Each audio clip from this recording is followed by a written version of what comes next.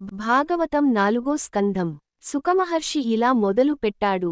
ఓ రాజా పరీక్షితా, ఇప్పుడు నేను నీకు మనువుల వంశం, ధ్రువుని చరిత్ర, ప్రదు చక్రవర్తి, ప్రచేతసులు వంటి మహాత్ముల చరిత్రను వివరంగా చెప్పుతున్నాను. విను. ఉత్తానపాదు. ధ్రువుని కథ. ఉత్తానపాదు స్వయంభువ మనువు కుమారుడు. తనకు 2 భార్యలు, సునీత, సురుచి. సునీతకు కుమారుడు ధ్రువుడు. సురుచికి కుమారుడు ఉత్తముడు. ఉత్తానపాదు ఎక్కువగా సురుచిని ఇష్టపడి, సునీత, ధ్రువుని నిర్లక్ష్యం చేశాడు.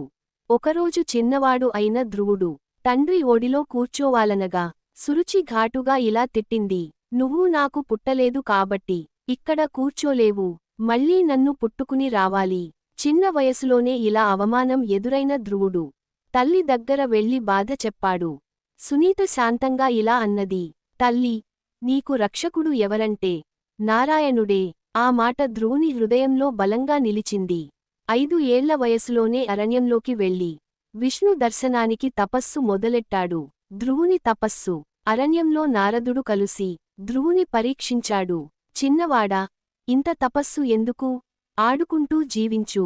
కాని ధ్రువుని సంకల్పం గొప్పదని గ్రహించి ఓం నమో భగవతే వాసుదేవాయ మంత్రం ఇచ్చాడు. ధ్రువుడు మొదట పండ్లతో, తరువాత ఆకులతో, చివరికి ప్రాణవాయువుతోనే జీవిస్తూ ఘోర తపస్సు సాగించాడు. దేవతలు భయపడ్డారు.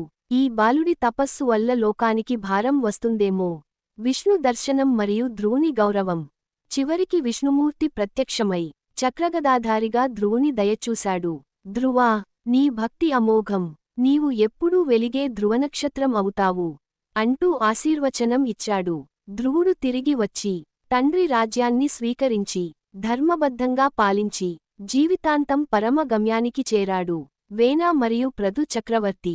తర్వాత ఉత్తానపాదు వంశంలో వేనా అనే దుర్మార్గుడు పుట్టాడు.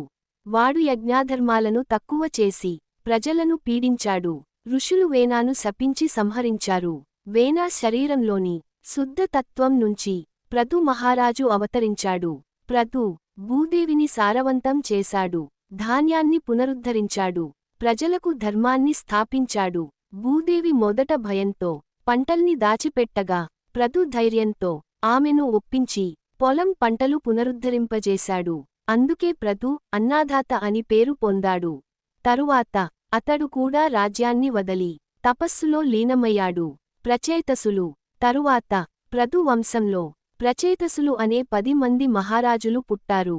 వారు సముద్రతీరానికి వెళ్లి ఘోర తపస్సు చేసి ధర్మాన్ని స్థాపించారు.